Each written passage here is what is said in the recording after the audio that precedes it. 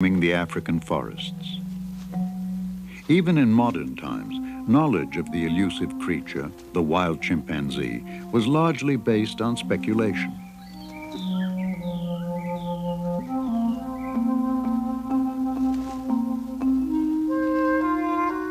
Then, in 1960, a daring young Englishwoman set out to sort fiction from truth. She had been warned, "You'll never get near the chimpanzees," but she was determined to try. Her name, Jane Goodall. She was 26 years old and destined to make scientific history.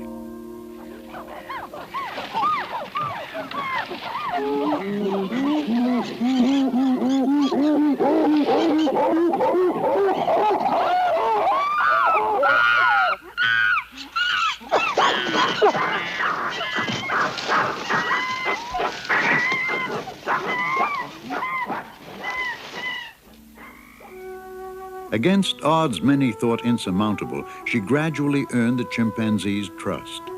The picture that has emerged is an awesome portrait of the animals most like man. The similarities to humans are startling. The obvious physical resemblance. The discovery that they hunt and eat meat. The even more profound revelation that they are intelligent enough to make and use tools. And in their nonverbal communication, perhaps the most uncanny resemblance of all.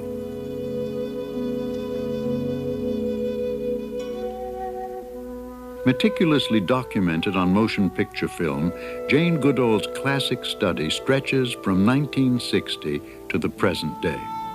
A compelling chronicle that spans 3 generations of chimps, it is the longest study of any wild animal group in the world. Unexpectedly, one of its recent chapters took a forbidding turn. The usually gentle, amiable chimps revealed a dark and sinister side, puzzling, savage behavior as yet unexplained. And so the saga goes on, the remarkable adventure of the wild chimpanzees and the dedicated woman who works among them still. Growing up in Bournemouth, England, Jane Goodall was drawn to the world of animals almost from the start. When her mother gave the infant a chimp doll, outraged friends predicted nightmares. They could not have been more wrong. Even when I was very tiny, I was absolutely fascinated by animals. I think I first began to dream of going to Africa after reading Dr. Dolittle and Tarzan when I was about 8. I was absolutely fascinated with the idea of being out in the jungle, out with the animals, feeling a part of it all. Famed anthropologist Louis Leakey had long searched for someone to study wild chimpanzees for clues to the behavior of early man. "I want someone unbiased by academic learning," he said, "someone with uncommon patience and dedication." His faith in Jane Goodall would lead to one of the most important scientific studies of our time. Her journey would take Goodall to the East African country of Tanzania, then known as Tanganyika. The remote Gombe Stream Game Reserve stretches for about 10 miles of rugged mountainous country along the shore of Lake Tanganyika. And so, on the 14th of July, 1960, Jane Goodall was 4,000 miles from home. A tiny boat, her only link to the civilized world. When I arrived at the Gombe Stream Reserve, I felt that at long last my childhood ambition was being realized. But when I looked at the wild and rugged mountains where the chimpanzees lived, I knew that my task was not going to be easy.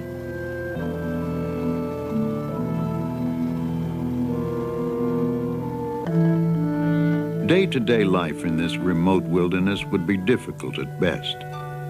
The local authorities, horrified at the thought of a young white woman alone in the wild, at first refused Jane permission to come, agreeing only when she said she would bring a companion. Aside from her mother, Van Goodall, and an African cook, Jane would spend the next several months virtually alone.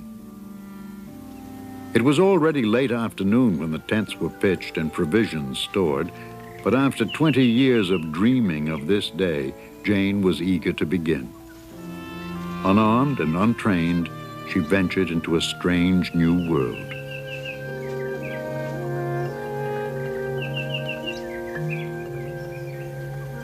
For most, this would be a lonely, forbidding realm. But for Jane Goodall, it was where she most wanted to be. During my first days at Gombe, I could hardly believe it was true. At last, I was out in the wild. I didn't see many animals, but I had the feeling they were there all around, watching me.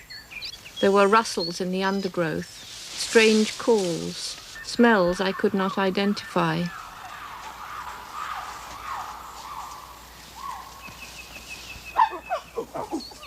For months, the objects of her search invariably fled at the mere sight of her. Often she couldn't find them at all.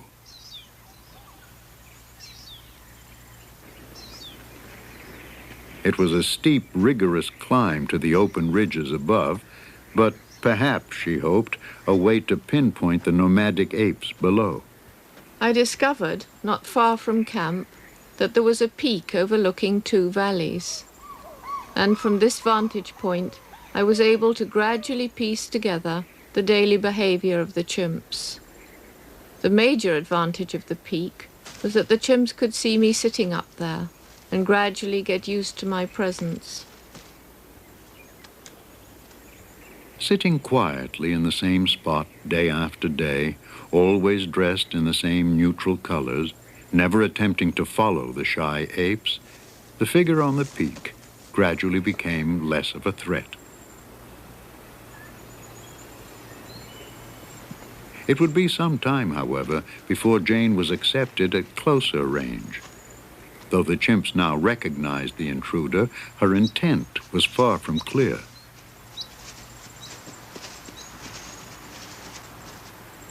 Jane had to accept the realization that, for the time being at least, much of her knowledge would be based on indirect evidence, like an abandoned sleeping nest high in the trees. Jane found the nest was not simply a pile of wadded leaves, but a carefully interwoven platform created by dexterous hands and a reasoning brain. But the intelligent creature who made it had long since moved on.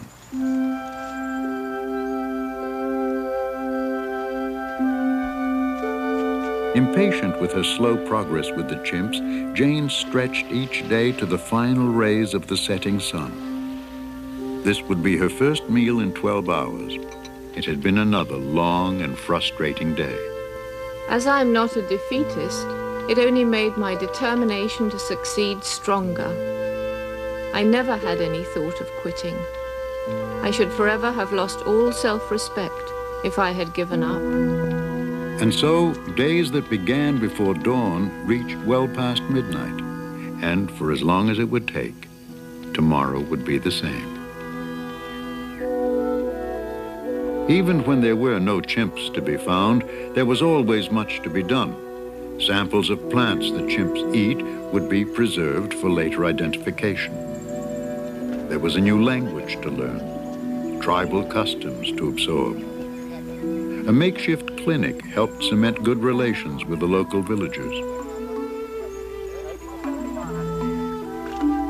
With camp life settling into a comfortable routine, Gombe increasingly became Jane Goodall's private world. Though her staff was growing, outsiders till now had not been welcome, lest they frighten the chimps. But at Louis Leakey's urging, she agreed that a permanent film record of the chimps be made. To shield herself and the cameraman, she built a blind, a screen of leaves. Hugo van Lawick is a specialist in wildlife. Primarily funded by the National Geographic Society, over the coming years, he and Goodall would capture details of chimp behavior never before dreamed possible.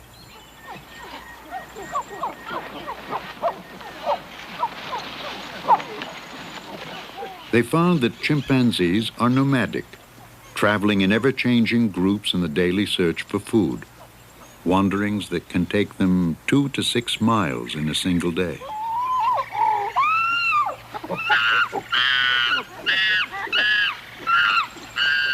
They are animals of dramatic extremes, noisy and excitable one minute, calm and gentle the next.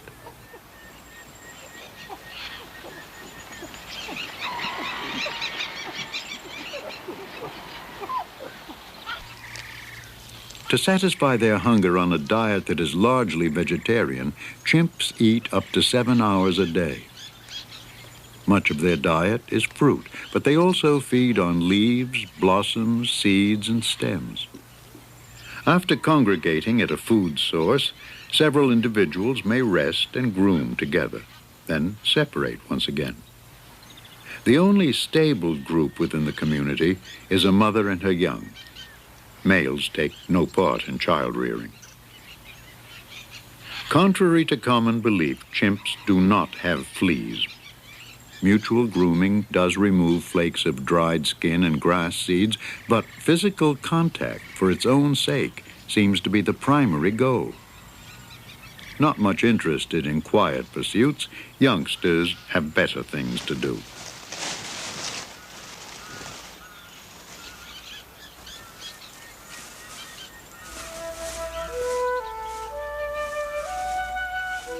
The chimps very gradually came to realize that I was not dangerous after all.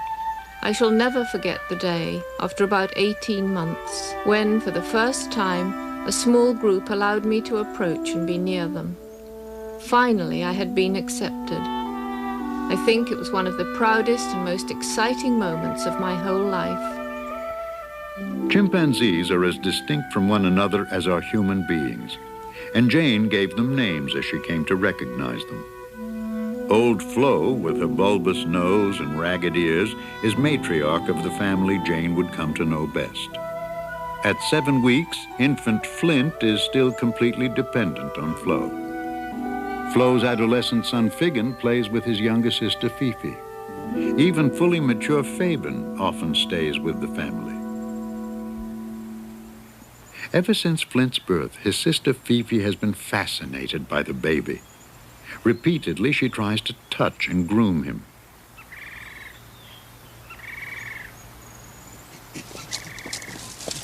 The older chimps, less interested in babies, tend to ignore Flint. But Fifi is persistent, actually trying to take the infant from Flo. Though protective of her newborn, Flo is never rough with Fifi. When she's had enough, she simply walks off, leaving Fifi looking rather frustrated.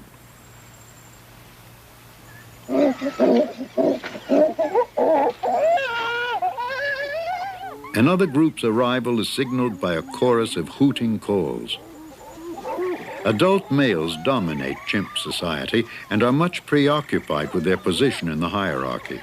In an effort to better his rank, the male puts on an awesome charging display.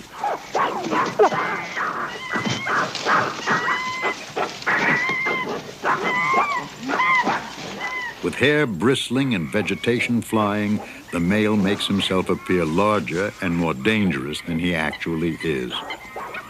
Intended to intimidate rivals, it is usually nothing more than superb bluff.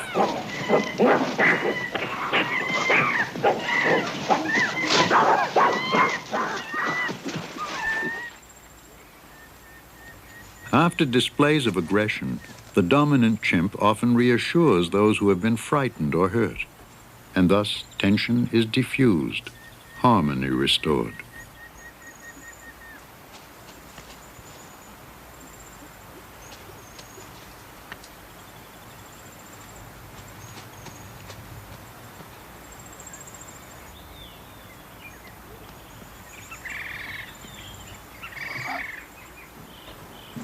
One male rose to the top of the hierarchy by intelligence rather than strength. Mike discovered that rolling empty kerosene cans from Jane's camp made a horrifying noise.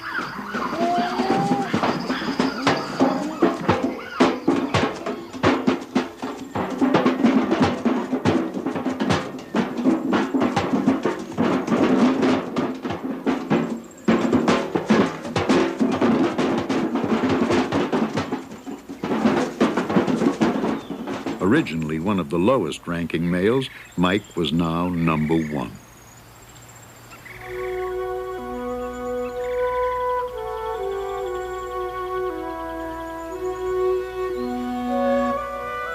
Close to where they are feeding when dusk falls, the chimpanzees will build sleeping nests for the night, 30 to 40 feet up in the trees. After choosing a suitable foundation, such as a horizontal fork, the chimp takes only 3 to 5 minutes to bend down branches, then twigs, to create a comfortable padded bed.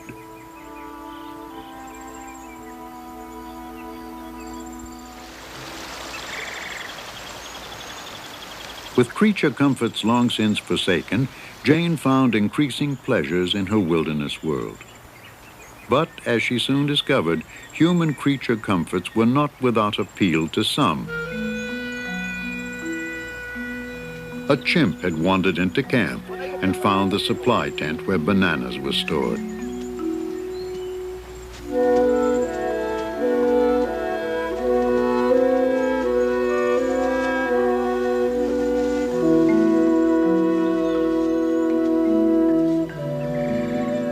Because he had been to camp before, when Jane was in the forest, she had a prearranged signal to call her back. It was thrilling after all this time to find a chimp actually in my camp. It was David Greybeard, a male I had already come to know out in the forest. David's boldness marked a turning point for Jane. After the endless months she had searched for them, the chimps, following David's lead, now came to her. Gradually, their inherent fear gave way, and an offer of friendship was accepted, with trust.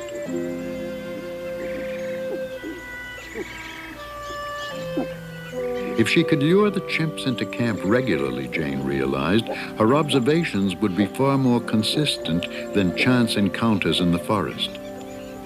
Bananas were the answer.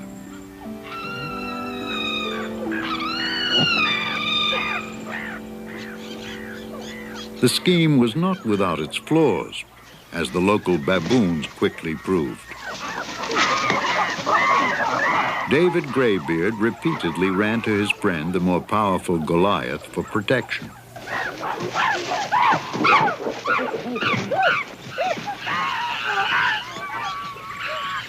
Goliath came to David's defense.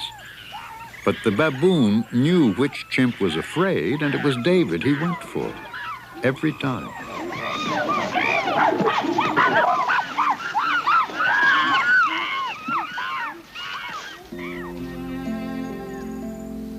Because of the trust established in camp, tracking the chimps in the forest was now much easier for Jane. She was able to follow and document in detail the development of Flo's infant son, Flint.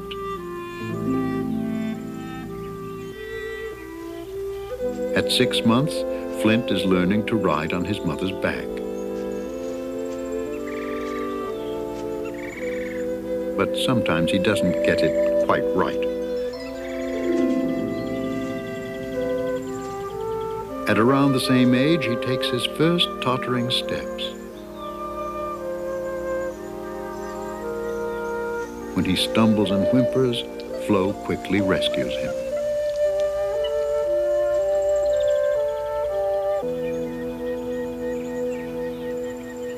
Flo is a particularly affectionate, tolerant, and playful mother. And because much maternal behavior is learned, she is the role model for her daughter Fifi.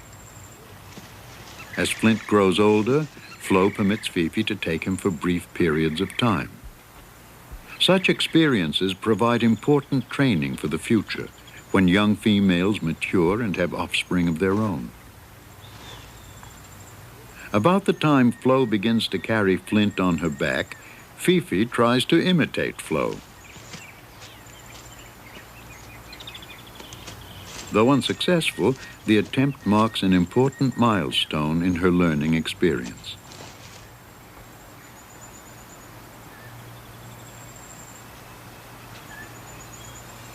Mandy is a young female who has just had her first baby. Fifi has never seen the baby before and is intrigued. For the moment, at least, this is something more interesting than Flint. As Mandy settles down, Fifi comes for a closer look at this newest member of the community. All youngsters at Gombe are interested in new babies, but Jane had never seen one who showed more fascination than Fifi. A study in concentration.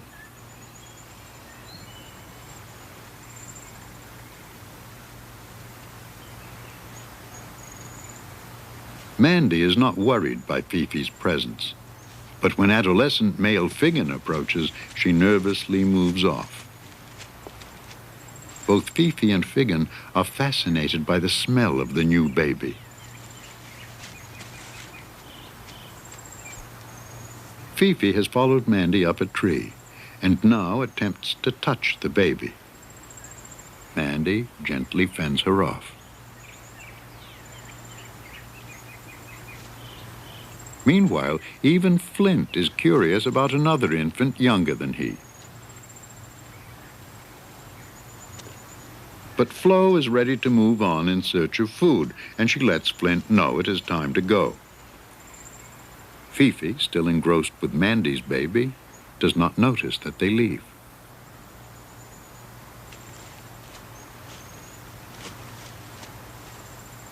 When she finally looks for her mother, Flo is out of sight.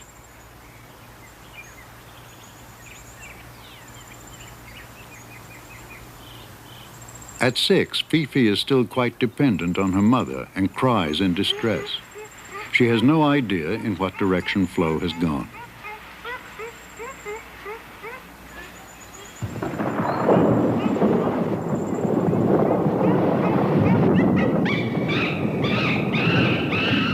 Normally, Flo would come at Fifi's cries, but apparently can't hear her above the growing storm.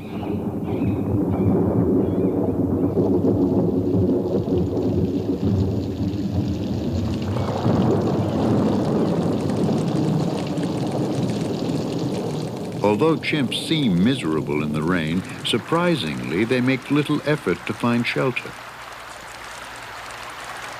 Even in a torrential downpour, they just sit and wait it out.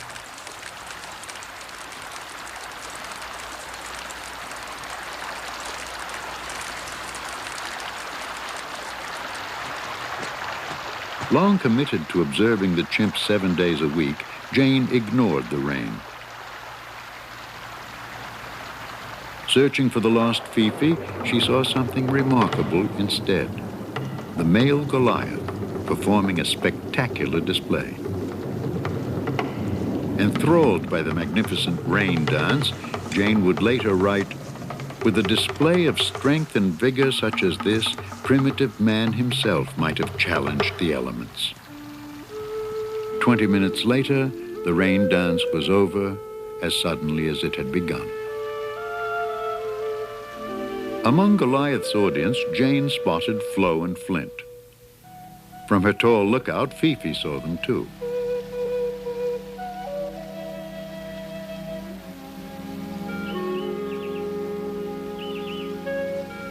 Strong family ties, temporarily broken by the storm, were once again intact.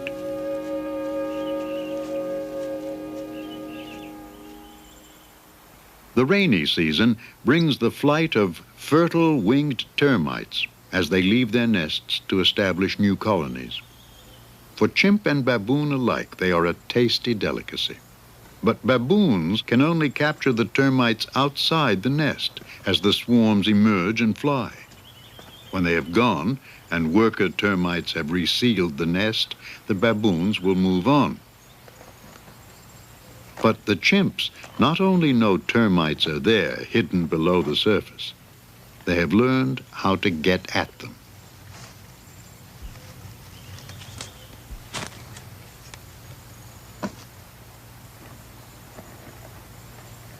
In defense of their nest, the termites grip onto the grass, and with utmost care, the chimp gently draws them out.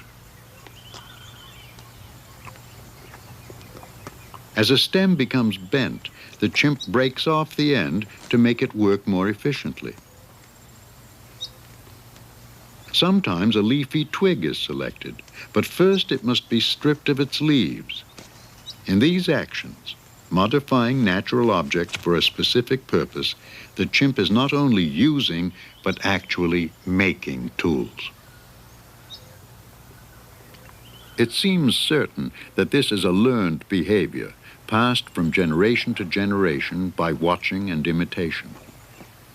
Flint does not yet know how to fish for termites, but already he imitates part of Flo's technique. Jane's proof that chimps make and use tools would rock the scientific world.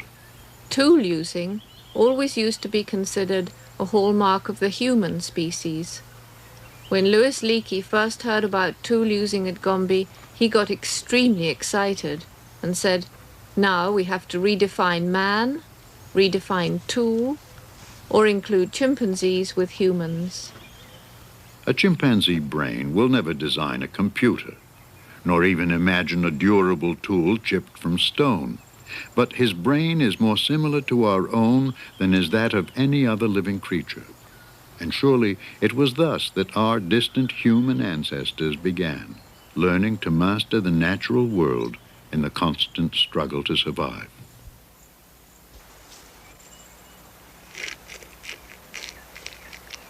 To a thirsty chimp, rainwater trapped in the hollow of a tree is inviting but not easily reached. Once again, the chimps have learned to solve a problem by fashioning a tool. Wadded leaves act as a sponge. Chewing makes them more absorbent. Using the sponge, the chimp can get as much as 8 times more water than with fingers alone. Inherently curious, youngsters like Fifi learn from older chimps, and thus the technique is passed on. Baboons at Gombe outnumber the chimps by about 4 to 1. For the most part, the two species coexist peacefully. But the baboon is a competitor for food, and friction can arise. Because he has the intelligence to use a weapon, yet another type of tool, even a youngster can intimidate a fully grown male. The bluff works. But as Jane would find out, sometimes the aggression is very real.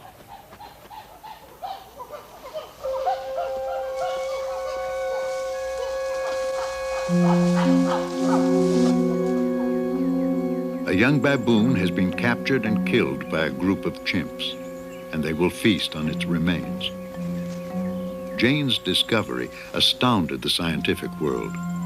The chimp is not the gentle vegetarian we had thought, but, like humans, a formidable predator. Sometimes cooperating to hunt and stalk their prey, they also kill young antelope, bush pigs, and monkeys. For the most part, chimps eat meat only they themselves have killed. Indeed, a dead animal is often a puzzling sight. Right here. With Gombe's growing fame, visiting students and scientists became a regular part of the scene.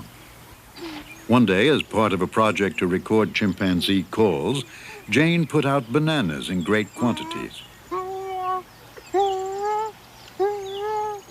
The result, an eruption of frenzied excitement, desperate begging, and violent aggression.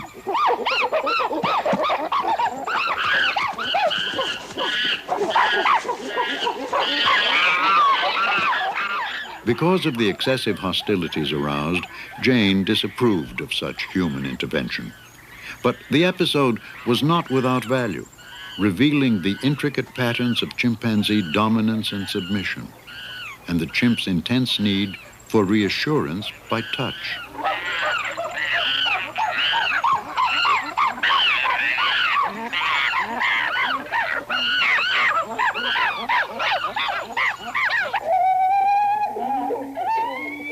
The sounds of the encounter were carefully analyzed by students specializing in chimp vocalization. With the passing years, Gombe drew students from around the world, with interests ranging from biology to communication to psychology. They came because of Jane and the unique opportunities of the living laboratory she created here. To avoid future aggression over bananas, Jane devised a system of rationing by remote control. Now the chimps were fed only if they arrived alone or in small groups, and then just once in 10 days. Apparently not happy with this new state of affairs, the ever-creative chimps made their wishes known.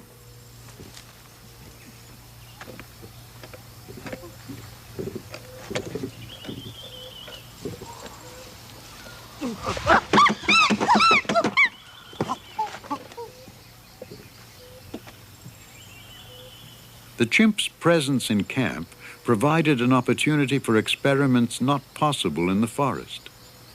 How would they react to something new?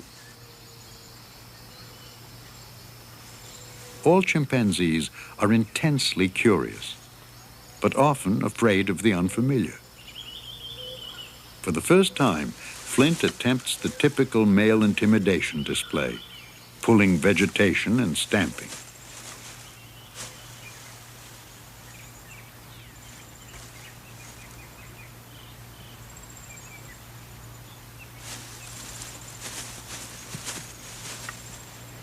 Later, Jane put out a mirror. It was clearly a fascinating mystery.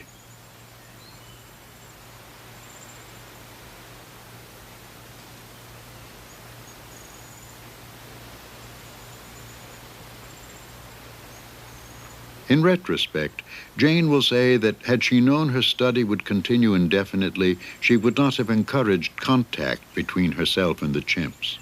For one thing, they are stronger than humans, and if they lose their fear, dangerous.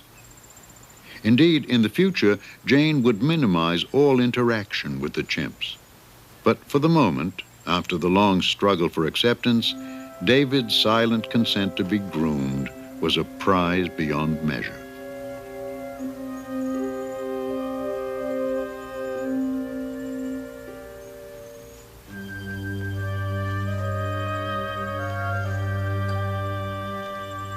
In 1966, tragedy strikes. An epidemic spreads from a nearby village, and Gombe awakes to the devastation of polio.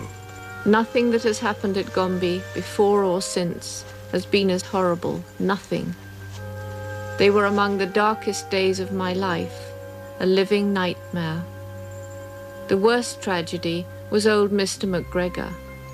He lost the use of both his legs, and he could only move by pulling himself along the ground by his arms. The other chimps were frightened by this strangeness and shunned old Gregor. Only his close relative Humphrey stayed nearby.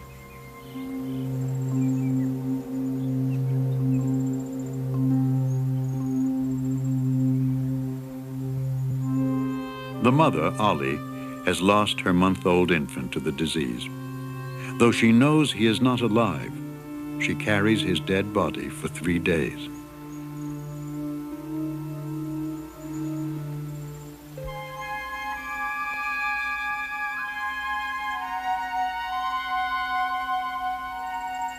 Polio vaccine is flown in and fed to the chimps in bananas, but for many it is too late. Flo's son, Fabian, paralyzed in one arm, protects it by walking long distances upright.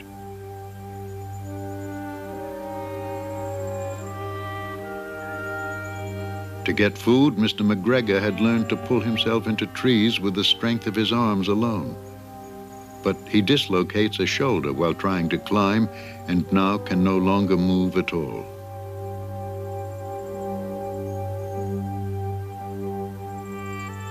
Jane knew she had but one choice. Her longtime friend must be shot.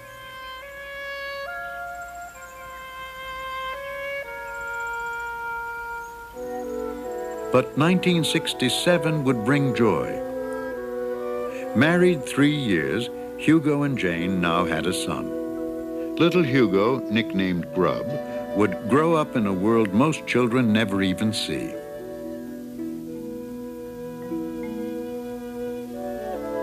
Spending less time at work to be with Grub, Jane modeled her behavior after the patient, affectionate chimp mothers she had long observed. Gombe was the ideal place to raise a child, she said. You could focus on the important things in life: family, unity with all living creatures, being part of the natural world.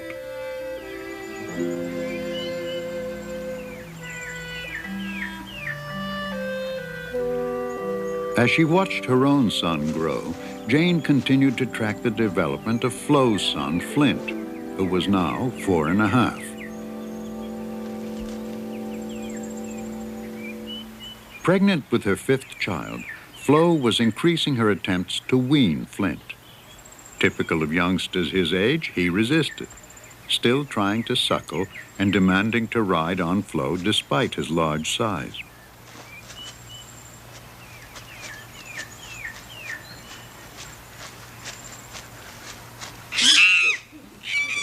When denied his way, Flint threw violent temper tantrums, even hitting and biting his mother.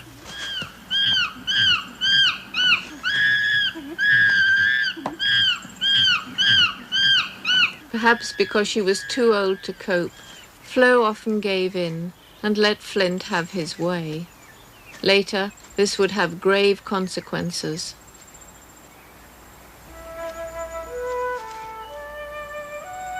Later that year, the baby was born and Jane named her Flame.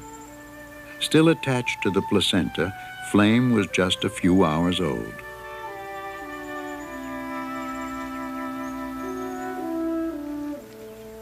Because females give birth only every 5 to 6 years, a newborn always stirs much curiosity among the youngsters. Jane wondered what the birth would mean to Flint.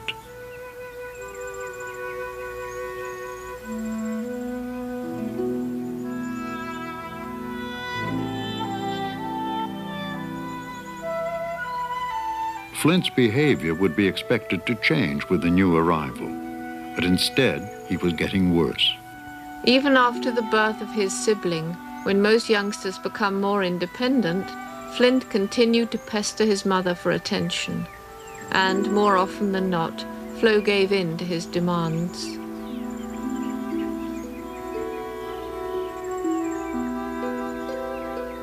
Even with Flame at Flo's breast, Flint sometimes tried to suckle.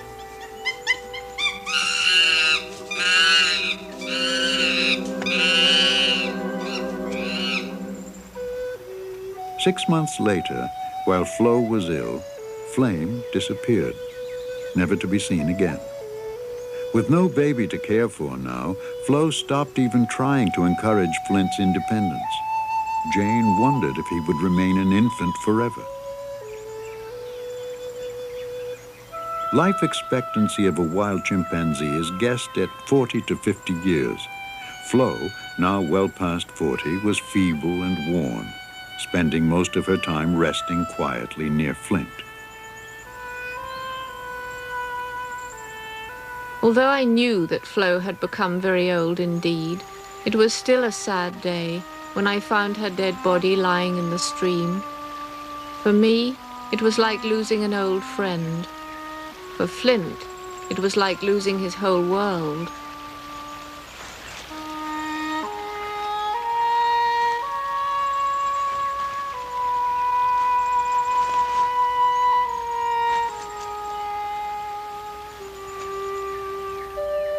Flint stayed by himself, close to the place where Flo had died. He ate very little. He became increasingly lethargic and depressed. And finally, in this state of grieving, he grew sick. 3.5 weeks after losing his mother, Flint died too.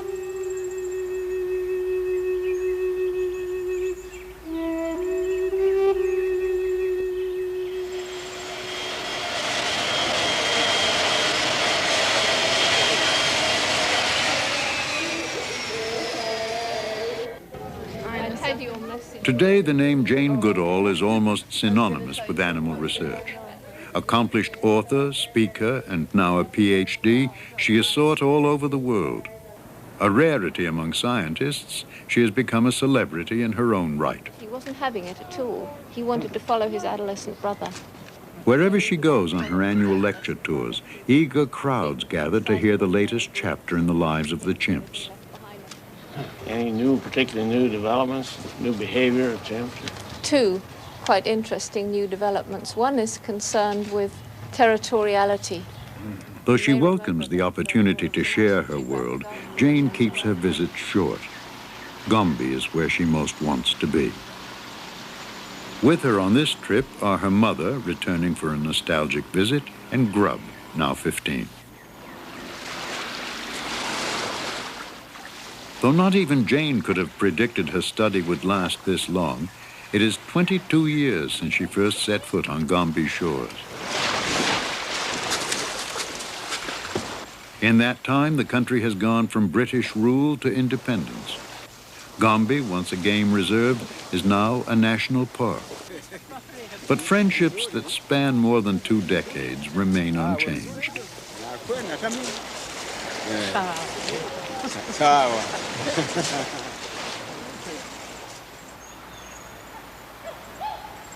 Today, permanent structures have replaced Jane's lakeshore tent, and a staff of 10 Tanzanian field assistants has been trained to help observe the chimps.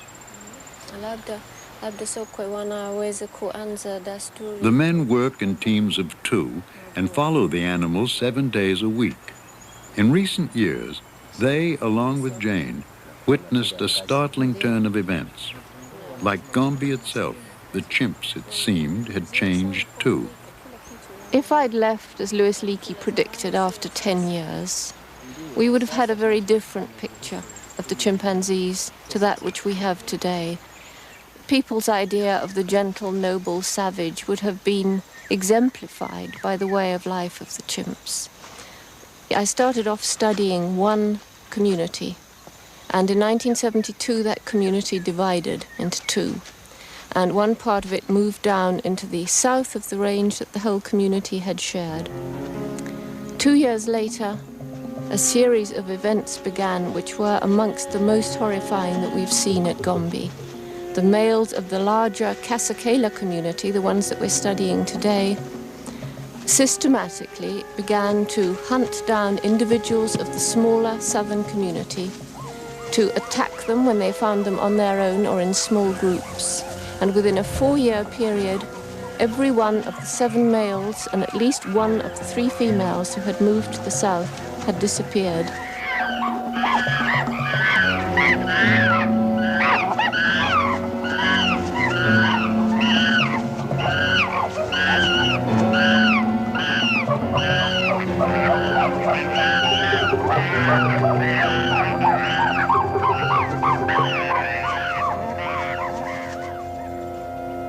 The sequence of events that occurred during this warfare were really shocking, because these attacks were not over in 1 minute. They lasted 20 minutes. They were gang attacks where between 3 and 6 adult males together attacked one victim. The victim was rendered senseless, virtually crouching on the ground, not even trying to fight back. And yet they would pound him, they would drag him, they would bite him, they would smash him. One of them had a broken leg, one of them had a great piece of skin ripped from his thigh. And these were very, very brutal attacks. And I think it's a bit horrifying to consider that just because we now know how aggressive the chimpanzee can be, this makes him even more like humans than I thought they were before. Only because Jane stayed on at Gombe was the warfare discovered. Only because she remains there still may it one day be explained. While the male gang violence was a profoundly dramatic event, much of Jane's work continues to revolve around the subtle intricacies of day-to-day family life. Her observations of Flo and Flint taught her just how powerful a mother's influence can be.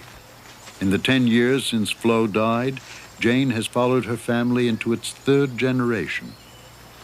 Flo's daughter, Fifi, is now a mother herself. Like Flo, Fifi is an extremely playful and tolerant mother. Her son, Frodo, bears a striking resemblance to his dead Uncle Flint. Young Fanny evokes images of Fifi herself as a child. And in adolescent Freud, a visible reminder of Figgin as he matured. Gremlin now watches Frodo, getting much more active than he used to be.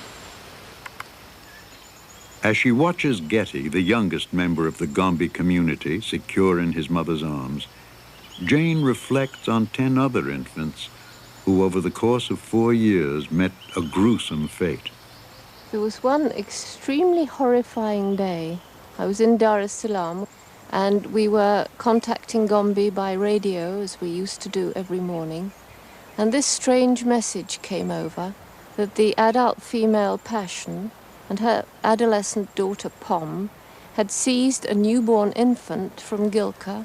Gilka, one of the polio victims, a chimp I'd known since she was 1 year old. And that this mother, Passion, had killed the baby, and she and her daughter and her son had shared the body between them. And I found this almost impossible to believe, but when I got to Gombe a week later, it was indeed true. And over the next 4 years, Passion and her daughter Pom were known to kill and eat 3 newborn babies. They were watched as they tried but failed to catch 2 more. And we suspect that in that 4 years, in fact, they were responsible for the deaths of 10 newborn babies. Jane had always described Passion as a somewhat unnatural mother, cold and indifferent, indeed often callous to her youngsters. Yet Jane could not possibly have predicted that Passion would become a killer, attacking with aggression so violent that she paid no attention to human observers even when they tried to intervene. Why did they do it? I really have no idea. I suspect that it was an aberrant behavior, shown first by the mother, imitated by the daughter. It was perhaps the hardest thing to understand and to accept that's ever happened at Gombe. And the descriptions of the attacks on these mothers are some of the most moving and horrifying descriptions that have taken place in all the 22 years. For instance, when Passion, together with Pom, 2 strong females, attacked Melissa with her 3-week-old baby, Melissa's daughter Gremlin, much younger than Pom, ran over to the 2 field assistants who were watching this horrifying struggle, stood upright, looked into their eyes, looked back at the scene, and really seemed to be begging for help. But Passion and Pom were stronger than Melissa, and they managed to seize the baby, leaving Melissa terribly badly wounded. The moment they had the baby and had killed it, when Melissa went up to watch as they ate it, Passion reached out, embraced and kissed her, as though, "I have no quarrel with you, I wanted your baby, now I'm content." And as I say, we just do not understand this behavior. Hopefully now the behavior is finished. Passion is dead. Pom has shown no signs of doing this, and indeed on her own isn't capable of attacking another female and stealing her baby. For now, the warfare is over. The cannibalism has ceased. Gombe is quiet again, but for the eternal sounds of the African night.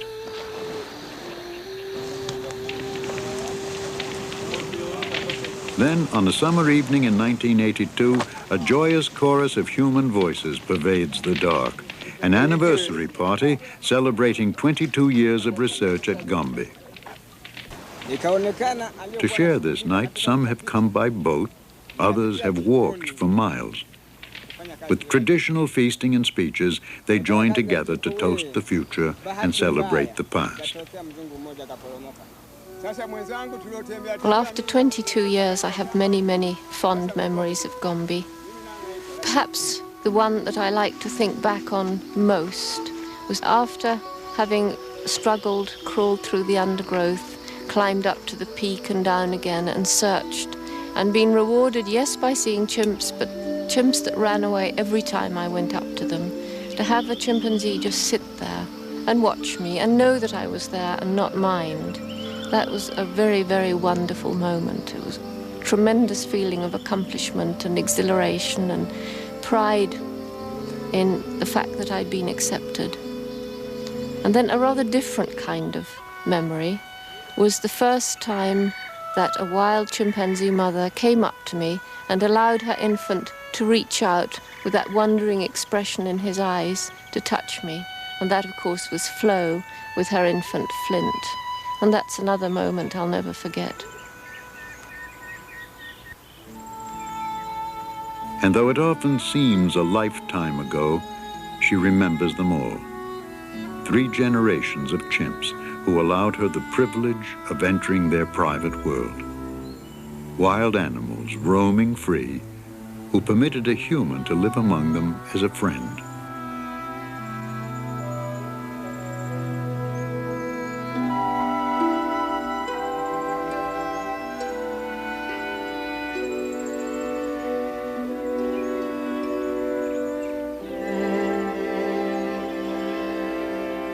Today, the direction of the study lies uncharted ahead, to be written by the chimps themselves. It is a future Jane Goodall embraces with anticipation and a personal dream. I hope to stay at Gombe for as long as I can struggle around the mountains, and even after that, I would hope that I can train somebody to follow in my footsteps, so that when I'm old and doddering lady, I can still hear about Melissa's grandchildren and Fifi's successors and be happy in my old age. When Louis Leakey told Jane her study might last 10 years, it sounded like a lifetime, and privately she thought 3 years at most. Already into her 3rd decade at Gombe, the pioneer who dared to be accepted by wild animals and won has no intention of leaving now.